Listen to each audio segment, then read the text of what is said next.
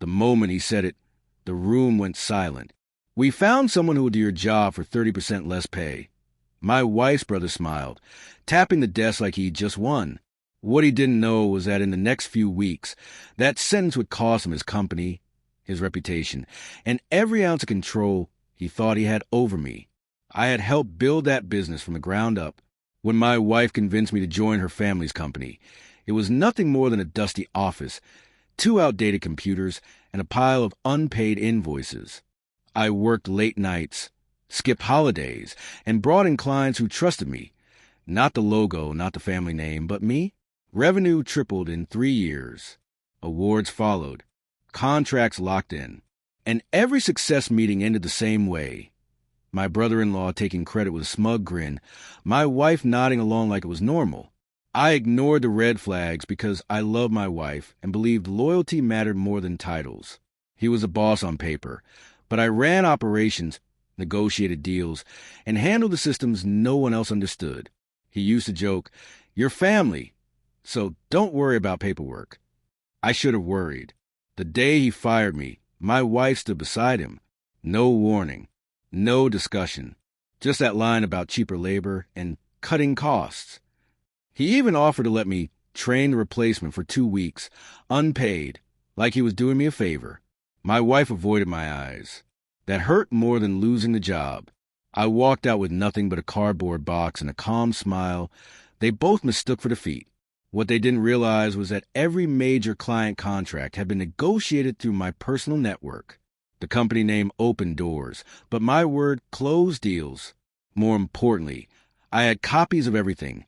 Emails, timelines, process manuals I personally designed, and proof that several compliance shortcuts had been taken under my brother-in-law's direct orders. I never planned to use them, but I also never planned to be betrayed. 2 days after I left, my phone started buzzing. First one client, then another. "Why aren't you responding? Is everything okay with the project?" I politely explained I no longer worked there. Silence followed, then panic. Within a week, 3 major clients froze payments, requesting meetings my brother-in-law couldn't handle because he didn't know the systems, the promises, or the details.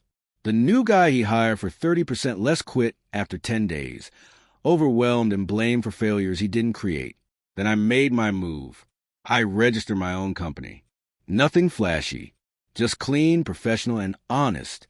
I reached out, not to steal, but to inform. If you're concerned about continuity, I can help. I didn't badmouth anyone. I didn't threaten. I just offered stability. Clients came on their own. My wife finally confronted me, accusing me of sabotage. I calmly showed her the termination email, the unpaid overtime records, the messages where her brother ordered me to bypass regulations. She went quiet. For the first time, she saw the cost of choosing comfort over fairness. The real collapse happened during the audit. One complaint triggered a review, then another. Fines stacked up. Contracts were terminated. Employees left. Investors pulled out. The company that once bragged about family values couldn't survive without the person they treated as disposable. 3 months later, my brother-in-law called me. His voice shook. He offered me my job back, with better pay, a title, even an apology he clearly practiced. I declined. "You found someone cheaper." I reminded him. I found something better. I didn't just take revenge. I took my dignity back. I built something mine, with people who respected me, and a future that didn't depend on family politics.